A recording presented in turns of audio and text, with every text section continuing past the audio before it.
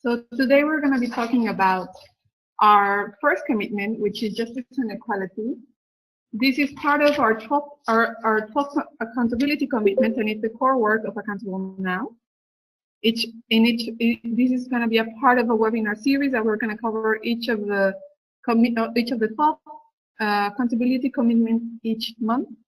And the objective is just to get different ideas, get inspired on how to improve our accountability practices, and also reflect a bit on certain issues surrounding these commitments. In this webinar, we'll be talking about justice and equality, and also we will learn a bit of what does it entail, some examples, and from there we're going to see the experience of MAT in All Out and how they are delivering campaigns safely to promote LGBT+ rights. As well as we're going to open after discussions and questions and answers. Again, please, if you have any questions throughout the presentation, add it to the chat, and we will answer them at the end of the presentation. As well as we'll have a section where we have an evaluation. We will really like to hear your thoughts and feedback on the webinar.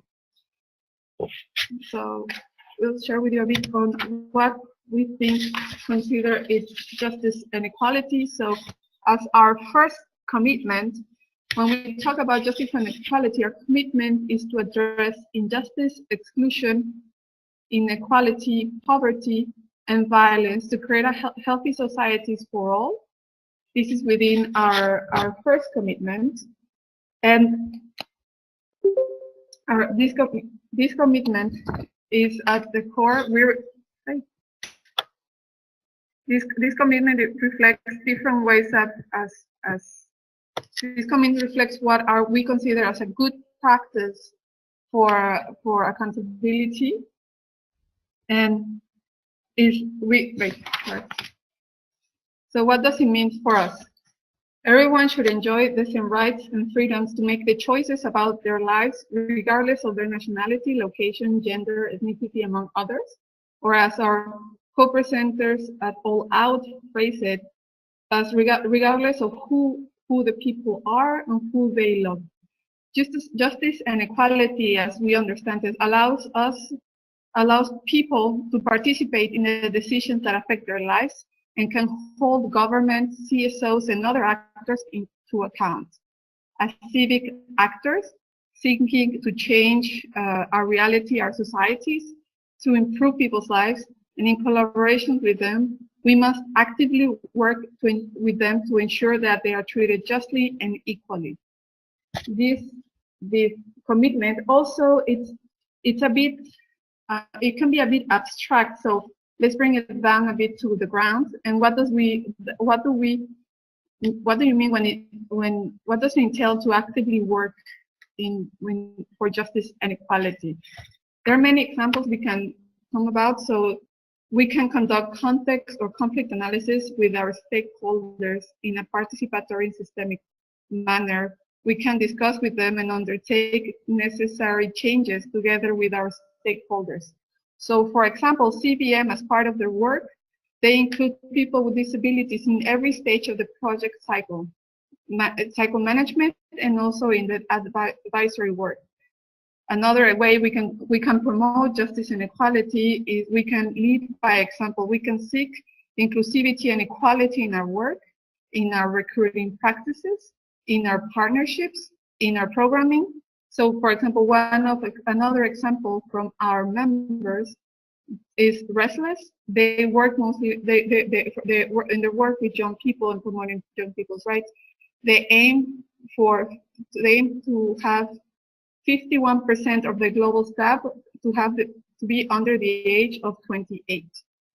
Another way we can promote justice and equality is we can regularly assess the risk that our stakeholders, including our staff and our partners, face with regards to discrimination, violence, or neglect.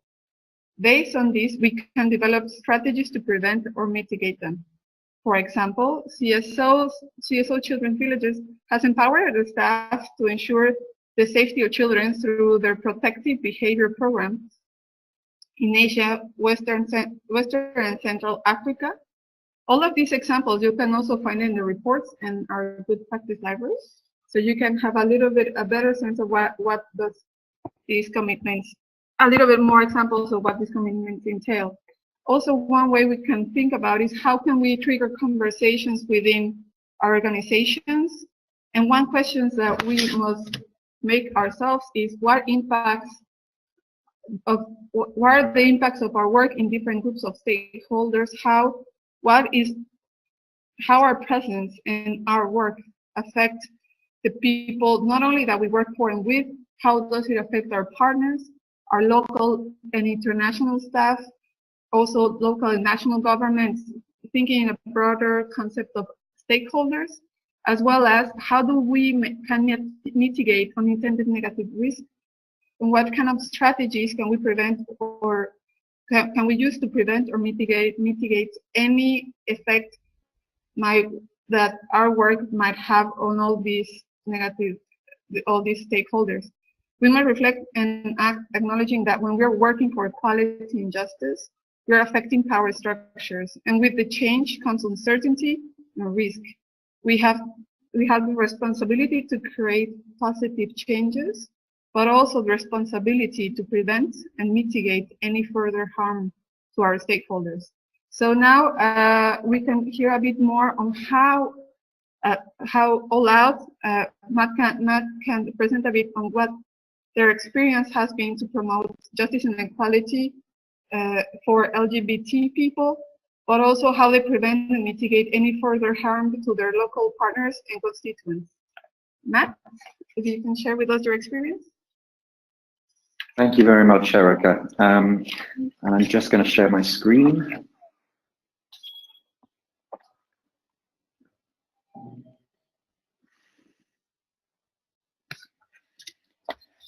Okay, while that's loading, just to say it's great to be with you all. I'm Matt Beard, I'm the Executive Director at All Out. I noticed, Erica, in your introduction that you also mentioned Restless as a member of Accountable Now, and I should also mention that I'm also a trustee at Restless. I've been on that board just for the last 6 months.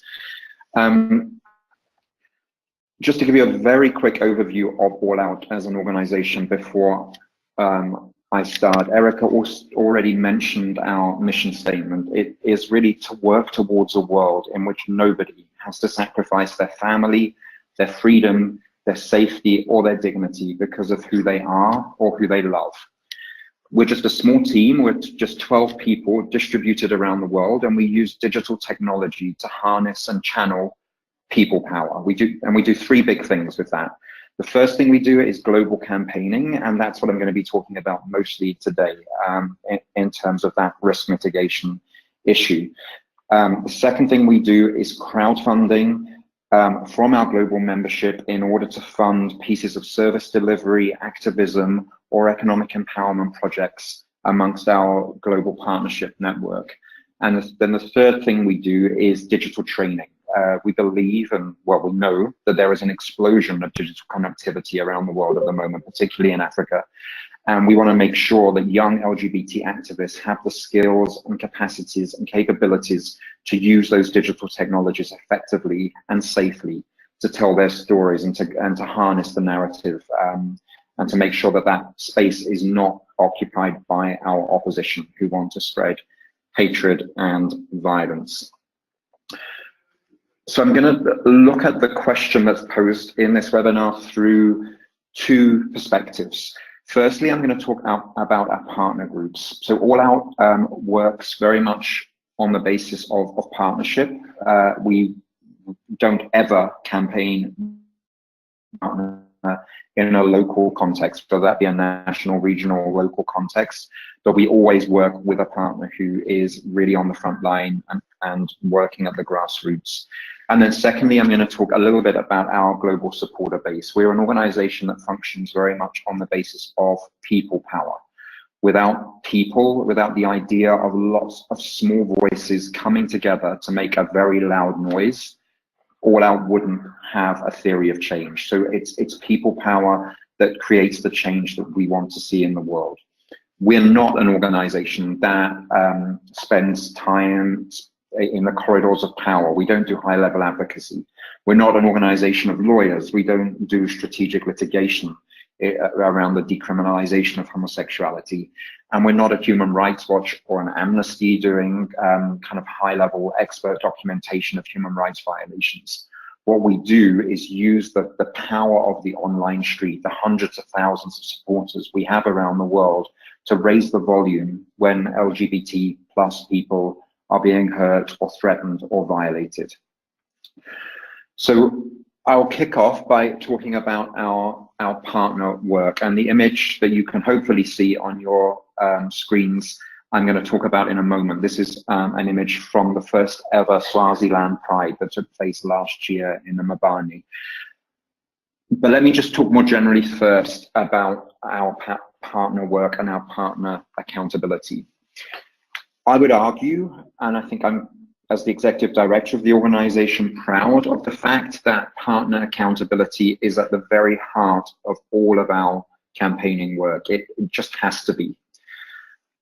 Because even though some all-out staff are or have been in hostile environments for LGBT plus people, it's our partners who are really on the front line. It's them who are risking their jobs, their family life, and frankly, sometimes even their lives, to stand up for their community and to demand their rights.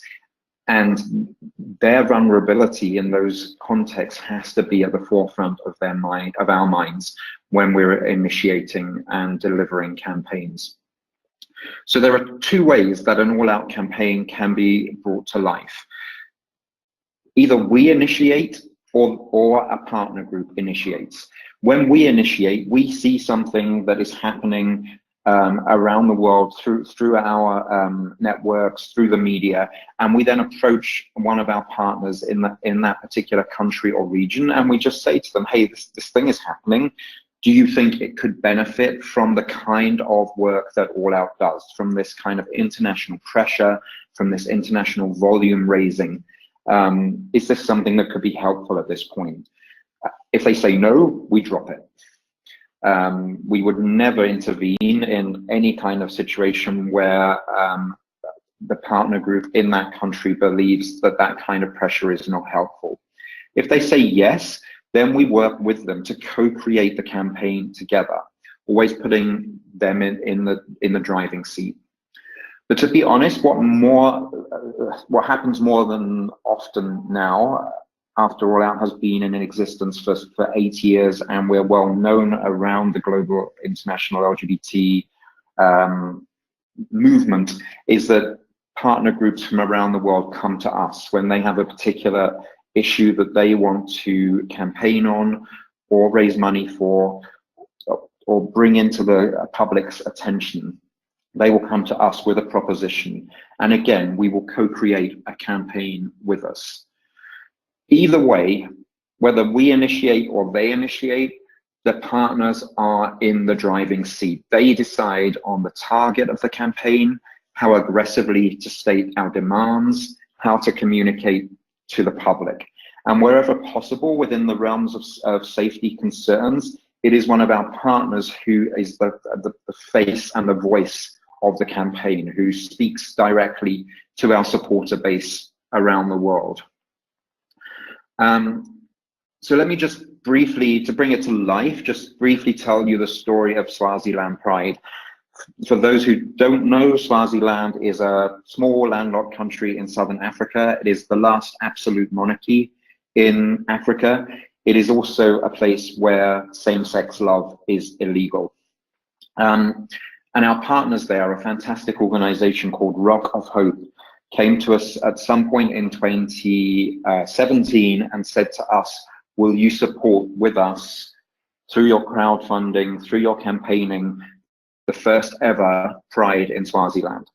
We thought it was an incredibly audacious idea, and we were very excited by it, and we decided to work with them on this. Right from the beginning, our partners at the Rock of Hope had some really clear ideas about how they wanted to pull this off. I need to remind people who are listening in, who perhaps don't know much about the LGBT movement in Africa, that outside South Africa, there has not really been a fully successful African Pride. And so this was an incredibly ambitious idea, that in this small landlocked country that's an absolute monarchy where it's illegal to be gay, we were going to actually march on the streets in pride.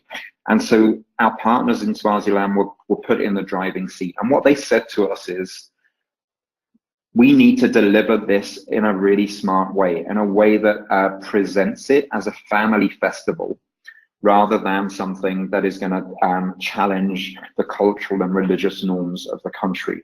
Now, that, as someone who grew up as a gay man in London, I would kind of naturally want to be a bit more daring than that, but we very much kind of put them in the driving seat, and that's what was delivered. It still was a tough moment for all of us. We had threats of firebomb attacks against participants, of machete attacks. We had the mobilization of an organization called Citizen Go, which some of you may have heard about, which is a digital organization that campaigns against sexual and reproductive rights and LGBT rights.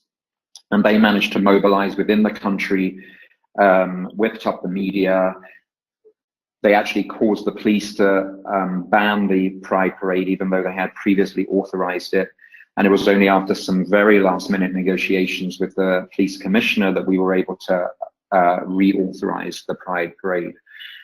And then what happened on the day is that we took a back seat. Our supporters had funded this, but we enabled them to kind of lead this. And 300 people gathered on a sports field in the city center. And without wanting to get into too much of the emotion of the day, I have to tell you that as those 300 people left the sports field and came together for the first time ever on the streets of their own city, singing beautiful African freedom songs in wonderful harmony, it was an incredibly moving moment. And you can kind of see the excitement on the faces of the people in this GIF. And the whole thing went off without violence and was successful. A less happy story is the story of Pride Uganda. Again, All Out has supported Pride Uganda for the last 3 years, but is an event that has not happened because there is a particular government minister there, someone who has the Orwellian title of the Minister for Ethics and Integrity. His name is Simon Lokodo. And each year he has used intimidation, brutality, and violence to prevent LGBT plus Ugandans from exercising their absolutely constitutional guaranteed right to freedom of peaceful association and assembly. I'll tell you the story of 2016, just to give an example of accountability and action here. In 2016, we ran a couple of Pride events in Kampala that were successful at the beginning of the week. There was a diplomatic reception in which we had ambassadors from the US, from Germany, from Holland, from the UK.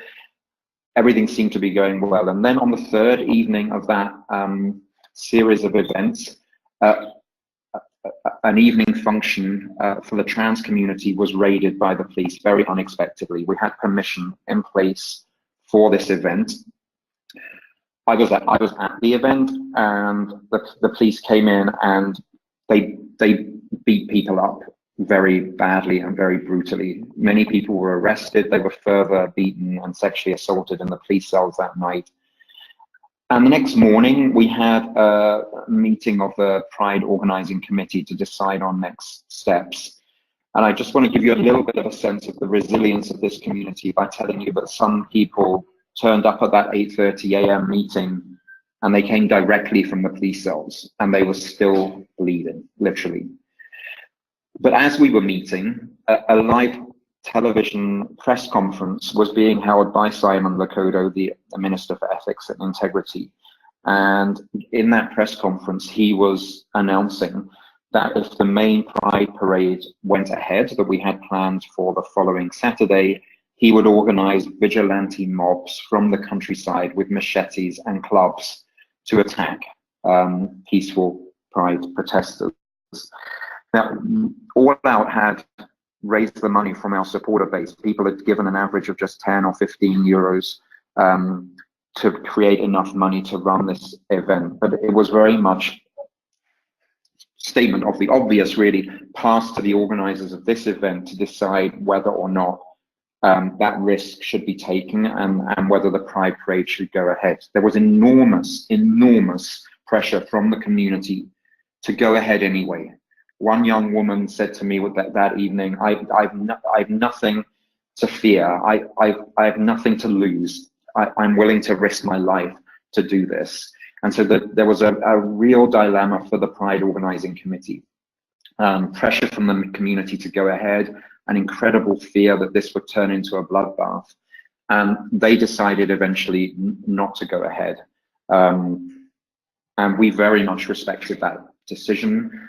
We had to go back to our financial supporters, our donors, and say, we were not able to run the event that you funded. And we told them why, and we told them about the accountability that we have to our partners in Uganda. And with very few exceptions, the responses from our donors were incredibly positive and incredibly supportive, even though the money that they had donated was essentially wasted because all of the money had already been spent on catering and security and logistics. We managed to bring together about 40 people who had volunteered for Pride in a secret location. It was actually in a Chinese restaurant that evening, dodging the police in order to get there, asking people to give up their phones at the door so that nobody could geotag the location. And I just want to give you a little bit of an insight. I'm hoping the video will work. If it doesn't, I can send it later. Just a 30-second video of at least 40 people in Kampala managing to defy Simon Lokodo on that Saturday evening and come together in this party.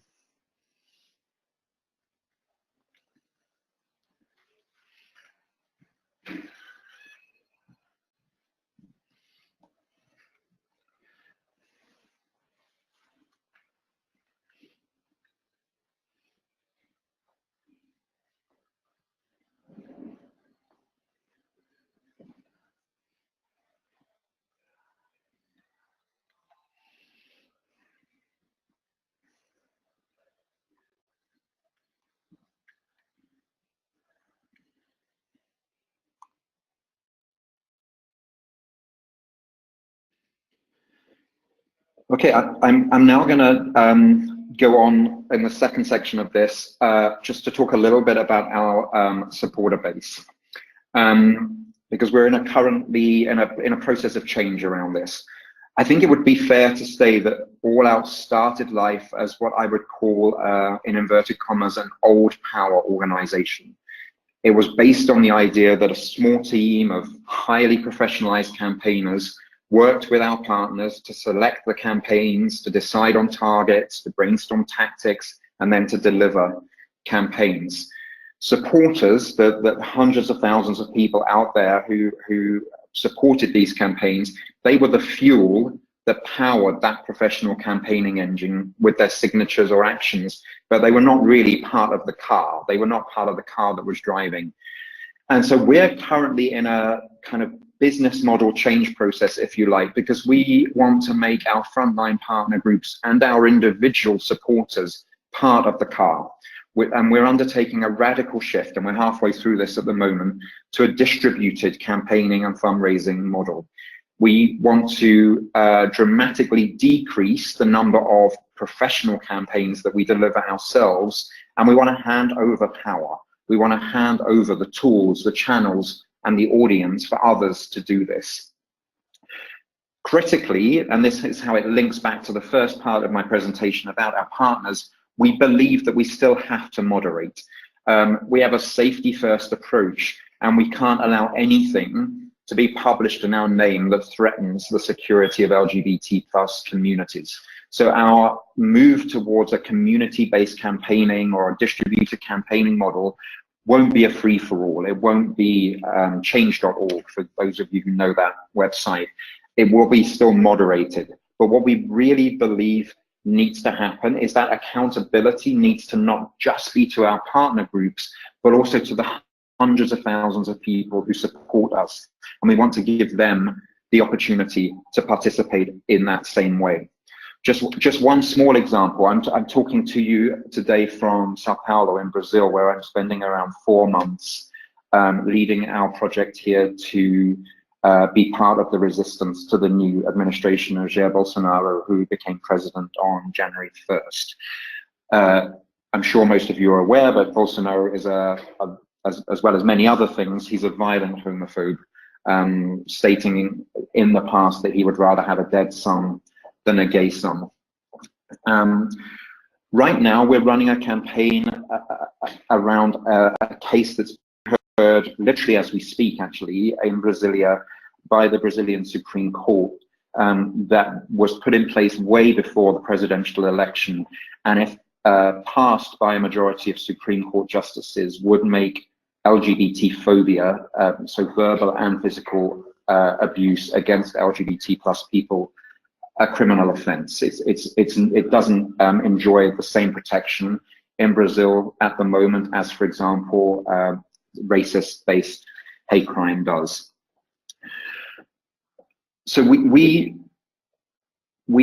kind of triggered or energized our supporter base in Brazil around this. We've had 700,000 people sign the petition to the Supreme Court. But what we also wanted to do is to bring to life that fear and sense of vulnerability that LGBT plus people in this country face every day. And we asked our supporters around the country to send us testimonies that we could also present to the Supreme Court justices that bring to human kind of life that sense of what it is to be LGBT in this country. 800 people sent in the most heartbreaking, damning testimony of the state of transphobia and homophobia in this country. On this slide, you can see just 4 of them, just extracts from 4. But we've presented that testimony to the Supreme Court justice. And for me, it's an example of bringing that accountability to the entire community, that supporter base, and bringing their voices into that courtroom that is literally as we speak, being heard today. And we may even have a decision by the end of the day today. The final thing I just wanted to raise that could be interesting for a future discussion or in the Q&A after this, but I don't have time to go into in any detail. I'm aware that the time is pressing, is around our social media presence. So I just wanted to just highlight this. So this is a constant dilemma we have around that kind of dividing line between free speech on the one hand and enabling a safe space for members of our community to be within our social media presence on the other. For most of our campaigns, we receive a fair amount of hate speech on our social media pages. That ranges from disagreements about our position on pro-LGBT legislation, which we believe absolutely has a place there, right through to death threats. And there is a point somewhere on that continuum where we have to make a decision about what has gone too far. And I'm sure in your organizations there are similar dilemmas, but it's something that we face every day, and it requires a lot of our time and a lot of moderation. And it takes its toll on our staff, who are basically daily confronted with the most poisonous and hateful comments on our social media platforms. I'm finishing here, but I was asked by Erica to just pose 2 questions which could be the basis of some of the discussion that will now take place. So the questions I've come up with are on the screen.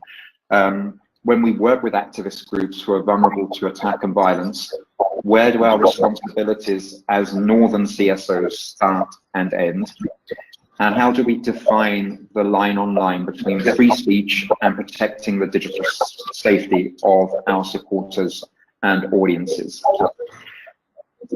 I'm getting a very strong echo, so I'm going to finish there because I'm struggling to actually speak. So I'm going to stop sharing my screen and mute myself and hand back to Erica.